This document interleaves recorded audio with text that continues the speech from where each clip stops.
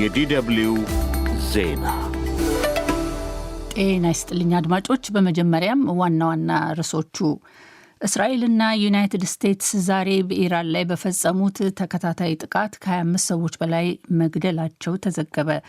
ዛሬ ቴህራን ላይ በተፈጸመው ጥቃት ከተገደሉት መካከል የኢራን ፈጥኖ ደራሽ አብዮታዊ ዘብ የስለላ ክፍል ኃላፊ ሜጀር ጀነራል ማጃድ ክዳሜ ይገኙበታል። በሌላ በኩል ዛሬ በእስራኤል ላይ ከኢራን ከሂዝቦላና ከየመን ጥቃቶች በተመሳሳይ ጊዜ ተፈጽመዋል። ኢራንና ዩናይትድ ስቴትስ ለ45 ቀናት የተኩስ አቁም እንዲያደርጉና የሆርሙዝ ሰርጥም እንዲከፈት የሚጠይቀውን ረቂቅ ምክረ ሀሳብ ኢራን እንደማትቀበለው አስታወቀች። ጦርነቱ መቆሙን የምንቀበለው እንደማንጠቃ ከሚሰጠን ዋስትና ጋር ነው ሲሉ በካይሮ የኢራን ዲፕሎማሲያዊ ተልዕኮ ኃላፊ ሞጅታባ ፌርዱስ ፑር ለአሶሲየትድ ፕሬስ ተናግረዋል። የናይጄሪያ ጦርና ባለስልጣናት በሳምንቱ መጨረሻ በናይጄሪያ በተፈጸሙ 3 ጥቃቶች የሞቱት ሰዎች ቁጥር ቢያንስ 26 መድረሱን አስታወቁ። ከመካከላቸው በቤተ ክርስቲያን አገልግሎት ይሰጥ በነበረበት ወቅት የተፈጸመው ግድያ ይገኝበታል። ዜናው በዝርዝር እስራኤልና ዩናይትድ ስቴትስ ዛሬ በኢራን ላይ በፈጸሙት ተከታታይ ጥቃት ከ25 ሰዎች በላይ መግደላቸው ተዘገበ። ዛሬ ቴህራን ላይ በተፈጸመው ጥቃት ከተገደሉት መካከል የኢራን ፈጥኖ ደራሽ አብዮታዊ ዘብ የስለላ ክፍል ኃላፊ ሜጀር ጀነራል ማጃድ ክዳሜ ይገኙበታል። የኢራን መገናኛ ብዙኃን እንደዘገቡት ሜጀር ጀነራሉ የሞቱት እርሳቸውን ኢላማ ባደረገ የዛሬ ጥቃት ነው። ክዳሜ የተገደሉት በኢራን ዋና ከተማ ቴህራን በተካሄደ የአየር ጥቃት መሆኑን የእስራኤል ጦር ዘግየት ብሎ አረጋግጧል። ከዛሬው ጥቃት ኢላማዎች መካከል የደቡብ ፓርስ የተፈጥሮ ጋዝ ማውጫ ይገኝበታል። ከዓለም ትልቁ የሚባለው የፓርሱን የተፈጥሮ ጋዝ ማውጫ ኢራንና ጠጠር ይጋሩታል። በስፍራው ለደረሰው ጥቃት ከፊል መንግስታዊ የሚባለው የኢራኑ የፋርስ ዜና አገልግሎትና ሌሎች የኢራን መገናኛ ብዙኃን እስራኤልና ዩናይትድ ስቴትስን ተጠያቂ አድርገዋል። እስራኤልም ሆነች ዩናይትድ ስቴትስ ወዲያውኑ ኃላፊነት አልወሰዱም። በአሶሲየትድ ፕሬስ ዘገባ መሰረት የኢራን ዋና ከተማ ቴህራን ዛሬ ስትደበደብ ለሰዓታት ፍንዳታዎች ሲሰሙና ተዋጊ ጀቶችም ዝቅ ብለው ሲበሩ ይታዩ ነበረ።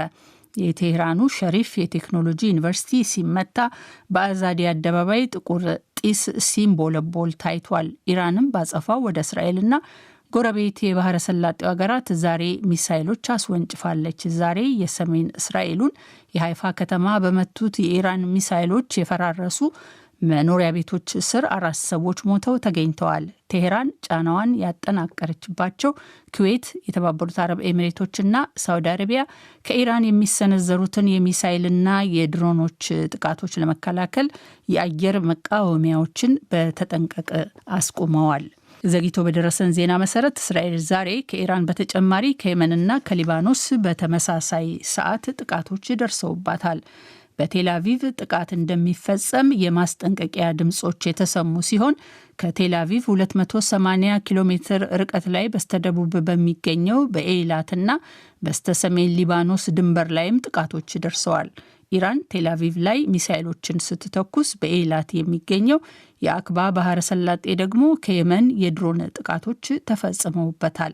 ግዛት ከሊባኖስ ግዛት ደግሞ የሂዝቦላህ ሚሊሻ ሰሜን እስራኤል ላይ ጥቃት ሰንዝረዋል።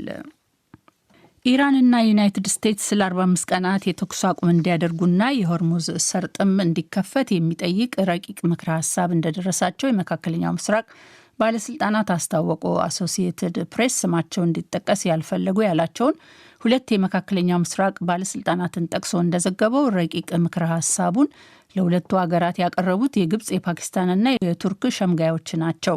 ዩናይትድ ስቴትስና ኢራን ትናንት ሌሊት በደረሳቸው በዚህ ረቂቅ ምክረ ሀሳብ ላይ የ45 ቀናት የተኩስ አቁም የተጠየቀው ቋሚ የተኩስ አቁም ላይ ለመድረስ በቂ ጊዜ ያገኛሉ በሚል ተስፋ መሆኑን ባለስልጣናቱ ጠቁመዋል።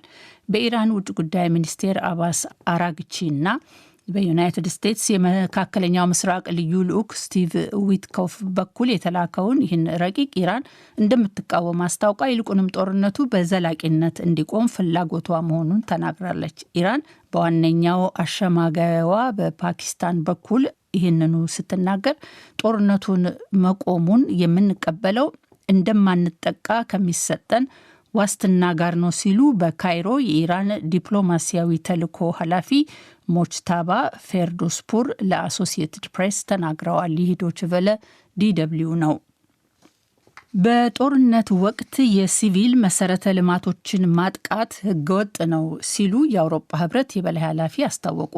የህብረቱ የመሪዎች ምክር ቤት ፕሬዝዳንት አንቶኒዮ ኮስታ ማንኛውንም የሲቪል መሰረተ ልማት ማለትም የኃይል ተቋማት የመሳሰሉትን የጥቃት ኢላማ ማድረግ ህገወጥና ተቀባይነት የሌለው ነው ሲሉ ዛሬ በማህበራዊ መገናኛ ዘዴዎች በሰጡት አስተያየት አስታውቀዋል። ይህ ሩሲያ በዩክሬን ውስጥ ለፈጸመችው ጦርነት ይሰራል፣ በሁሉም ቦታም ይሰራል ያሉት ኮስታ የኢራን ሲቪል ህዝብ የኢራን አገዛዝ ዋና ሰለባ ነው፣ እንዲሁም የወታደራዊ ዘመቻው መስፋፋትም ዋና ሰለባ ይሆናል በማለት የጥቃቱን መዘዝ ገልጸዋል።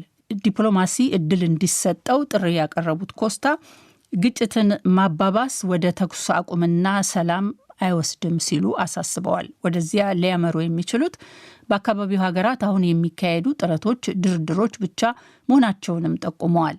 ኮስታ ይህን ያሉት የኢራን መንግስት የሆርሙዝ ሰርጥን እንዲከፍት ለእሁድ ያስቀመጡትን ቀነ ገደብ እስከ ነገ ያራዘሙት የዩናይትድ ስቴትስ ፕሬዚዳንት ዶናልድ ትራምፕ ሰርጡ ነገ ማክሰኞ ካልተከፈተ ወሳኝ የኢራን መሰረተ ልማቶች ላይ ከባድ ጥቃት እንደሚፈጸምባቸው ትናንት ብርቱ ዛቻ ከሰነዘሩ በኋላ ነው። ትራምፕ ጸያፍ ቃላትን በመጠቀም ማክሰኞ በአንድ ላይ የኃይል ማመንጫዎችና የድልድዮች ቀን ይሆናል በማለት ዝተዋል። በመላ ጀርመን በትንሣኤ ዋዜማ በዕለቱና በማግስቱ በተለመዱት የሰላም ማስተጋቢያ ሰልፎች ዘንድሮ በዩክሬንና በመካከለኛው ምስራቅ ጦርነቶች የተኩስ አቁም ጥሪ ቀረበ። መቀመጫውን ቦን ያደረገው የሰላም ህብረት የተባለው የሰልፉ አስተባባሪ እንዳለው ከዚህ ሌላ በ10 ሺዎች የሚቆጠሩ የሰላም ሰልፈኞቹ አውሮፓ የመካከለኛ ርቀት ተወንጫፊ ሚሳይሎች መቀመጫ መሆኗንም ተቃውመዋል። የጀርመን መንግስትም መሳሪያ ከማስታጠቅ ይልቅ ዲፕሎማሲን እንዲደግፍ ጥሪ አቅርበዋል። ወጣት ሰልፈኞች ደግሞ ጀርመን ብሔራዊ ውትድርናን ዳግም ተግባራዊ ማድረጓን ተቃውመዋል። ዛሬ በፍራንክፈርት በሃምቡርግና በኑረምበርግ ከተሞች ሌሎች ሰላማዊ ሰልፎች ይካሄዳሉ ተብሏል። በተለይ ሩር በሚባለው አካባቢ በዲስቡርግ ከተማ ለ3 ቀናት የዘለቀው ሰላማዊ ሰልፍ ዛሬ በዶርትሙንድ ይጠናቀቃል። ባለፈው ቅዳሜ በደቡባዊቷ የጀርመን ከተማ ሽቱትጋርት ወደ 3000 በበርሊን ደግሞ 1000 ሰልፈኞች መታደማቸውን ፖሊስ አስታውቋል። የህብረቱ ቃል አቀባይ በሰልፉ ላይ የሚካፈሉ ሰዎች ከዓመት ወደ ዓመት ቁጥራቸው እየጨመረ በመሄድ ላይ መሆኑን አስታውቀዋል። ይህም የሰላም ፖለቲካ ሰፊ መሰረት እንዲይዝ ፍላጎት መኖሩን ጠቋሚ ነው ብለዋል። የጀርመን ዜና አገልግሎት ዲፒኤ እንደዘገበው የሰራተኛ ማህበራት የግራ አመለካከት የሚያራምዱና ክርስቲያኖች በሚያደራጁት በዚህ ሰልፍ ላይ በተለይ በ1980ዎቹ እንደ ጎርጎሮሳውያን አቆጣጠር መጀመሪያ ላይ የተሳታፊዎች ቁጥር በመቶ ሺዎች የሚቆጠር ነበረ።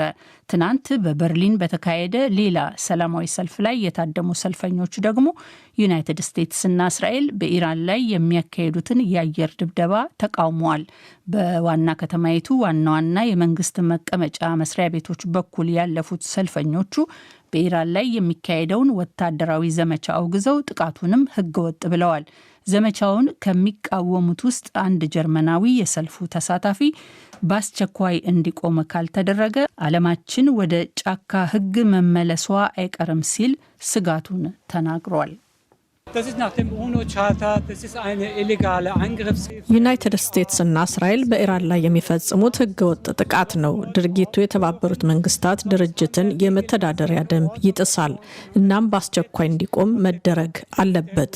ያለበለዚያ ከሁለተኛው የዓለም ጦርነት በኋላ በጎርጎሮሳዊ 1945 የተመሰረተውን ዓለም አቀፉን ስርዓትን መሰረት ያደረጉትን ደንቦች ይጻረራል።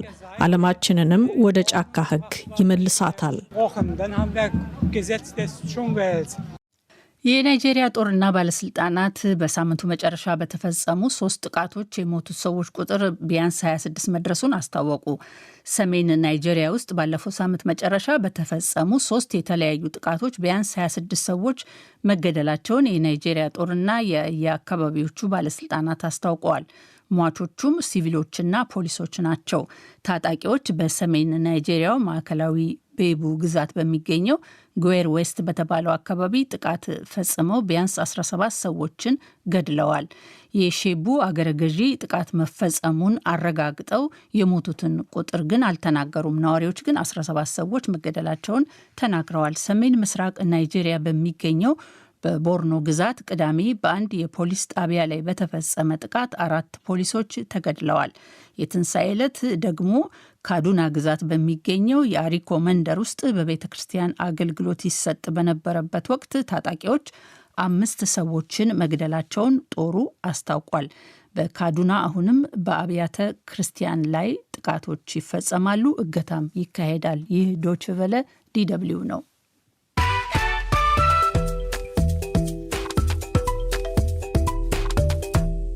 ከዶይቼ ቬለ ዜናውን ለማብቃት ነው ዋና ዋና ርዕሶቹን በድጋሚ። እስራኤልና ዩናይትድ ስቴትስ ዛሬ በኢራን ላይ በፈጸሙት ተከታታይ ጥቃት ከ25 ሰዎች በላይ መግደላቸው ተዘገበ።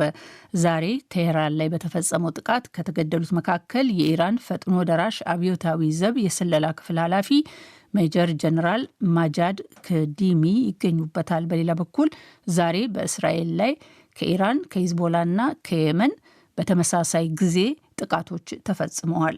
ኢራንና ዩናይትድ ስቴትስ ለ45 ቀናት የተኩስ አቁም እንዲያደርጉና የሆርሙዝ ሰርጥም እንዲከፈት የሚጠይቀውን ረቂቅ ምክረ ሀሳብ ኢራን እንደማትቀበለው አስታውቃለች። ጦርነቱ መቆሙን የምንቀበለው እንደማንጠቃ ከሚሰጠን ዋስትና ጋር ነው ሲሉ በካይሮ የኢራን ዲፕሎማሲያዊ ተልዕኮ ኃላፊ ሞጅታባ ፌርዱስፑር ለአሶሲየትድ ፕሬስ ተናግረዋል።